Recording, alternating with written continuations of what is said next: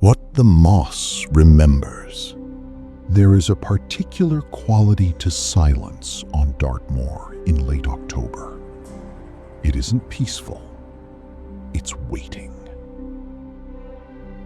Helen Marsh arrived on a Tuesday. 41 years old, forensic audio archivist, recently divorced. The sort of woman who had, over 20 years, learned to prefer the company of old sounds to living people.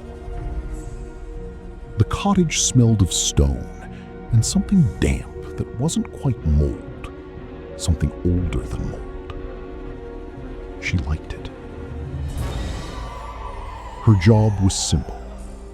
11 miles from the nearest main road, inside what had once been a Victorian psychiatric hospital and was now a converted private estate, a builder had knocked through a wall in Ward C and found a void. Sealed behind the plasterwork, 43 reel-to-reel audio recordings dated 1959 to 1971. The estate's owner, Gerald Pethwick, had contacted the BBC Preservation Unit. Helen had been assigned the catalogue. She expected 3 weeks of tedium. Gerald Pethwick was courteous in the way of men who have decided in advance exactly how much they will say. He showed her the wall cavity. She photographed it, noted the smell she still couldn't name, and left her to work. She began with Reel 1. Standard intake assessment. A consultant identified on the label as Dr. A. Crayford, a male patient, unnamed, voice in his 40s. Standard clinical language, standard cadence. Helen typed her notes. And then, near the end of the reel, at the 51-minute mark, the patient said something that made her hand stop over the keyboard. She told me what you'd say next, before you said it. She's been doing that for 3 weeks. She told me your name the first time I heard her. She says she's very patient. She says she's been waiting since before the hospital was the hospital. Helen noted it, filed it under delusional ideation, auditory hallucination, collective theme, moved on. She worked through 6 reels over 5 days, 11 patients, different years, different consultants, same account, and the same phrase used by 6 of them independently across a 9-year span. She says she's been waiting since before the hospital was the hospital. On the 5th night, at 2:17 in the morning, Helen woke to something she initially placed as tinnitus, a low, structured hum from somewhere beneath the floorboards. She assumed pipes. She put in earplugs and went back to sleep. In the morning, she found she had written something in the notepad on her bedside table. She had no memory of writing it. It was a date, 5 days from now. Helen was a rationalist. She was also a woman who had spent 2 decades listening to the granular texture of recorded sound.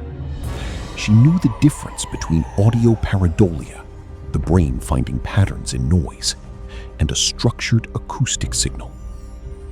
What she was hearing beneath the cottage floor was structured. It had rhythm. It had, she became increasingly certain, grammar. She requested equipment from the BBC Field Archive Unit, a directional contact microphone, a sub-bass frequency analyzer. She spent a day recording and another running the analysis. The result was not geological, not pipe vibration, not interference from any identifiable electromagnetic source. The frequency modulation was consistent with human laryngeal production. Something beneath the floor of a 200-year-old Devon cottage was generating speech-patterned sound. She played the recording for Dr. Sian Owusu at Bristol University's Acoustic Research Department. Sian listened without speaking for a long time.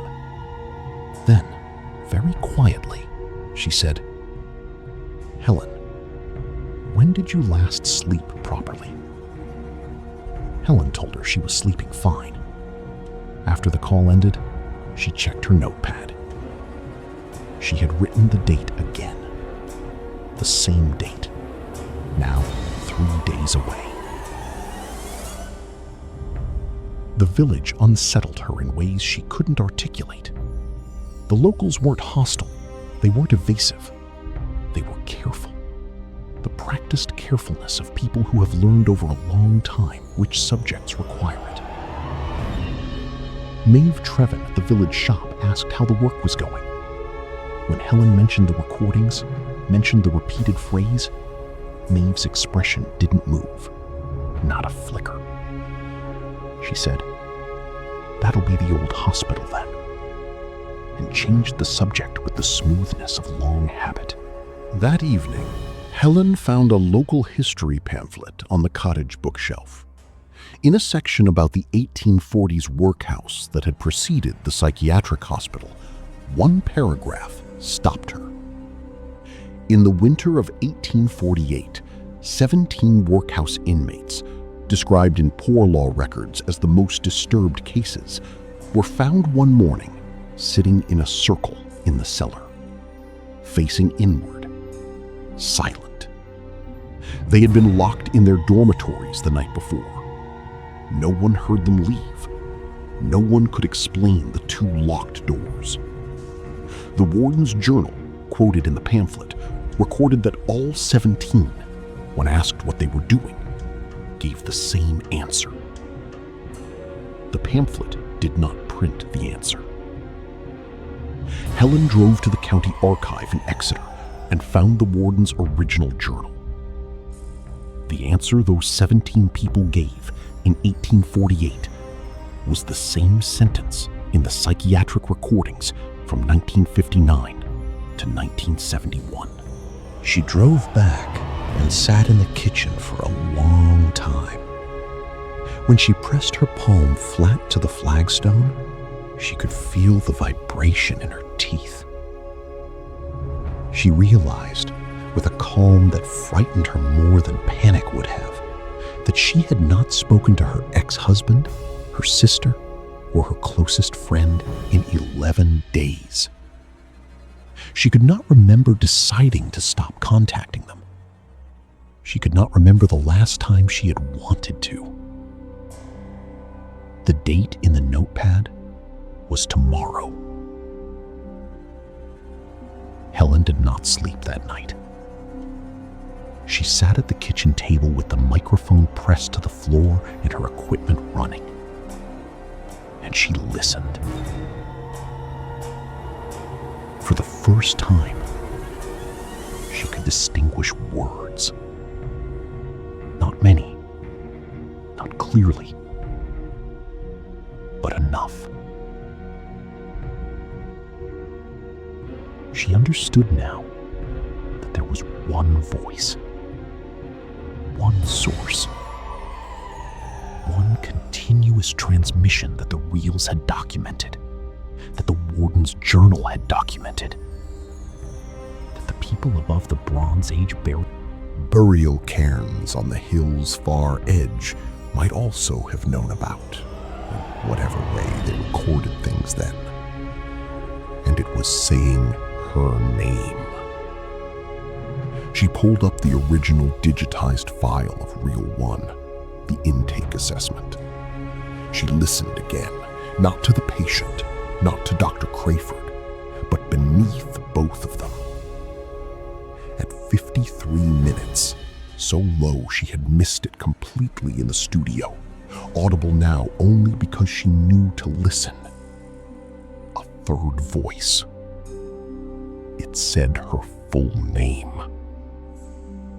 Recorded in 1959, 12 years before Helen Marsh was born.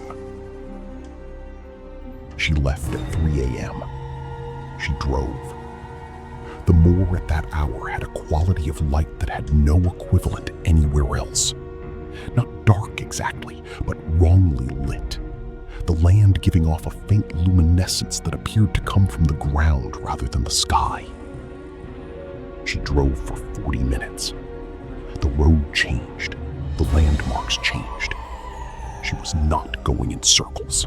She was parked outside the cottage again. She tried twice more. The third time, she stopped trying. She sat at the table. She opened her laptop. She began typing an email to her sister.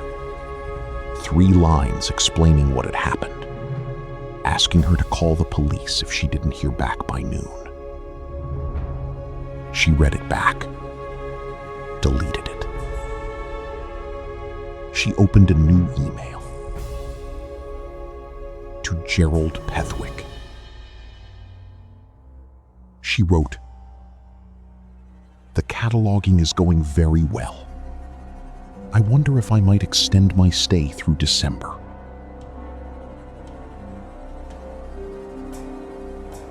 She sent it before she understood what she had done. When she read it back, she found she could not quite remember what she had intended to write instead.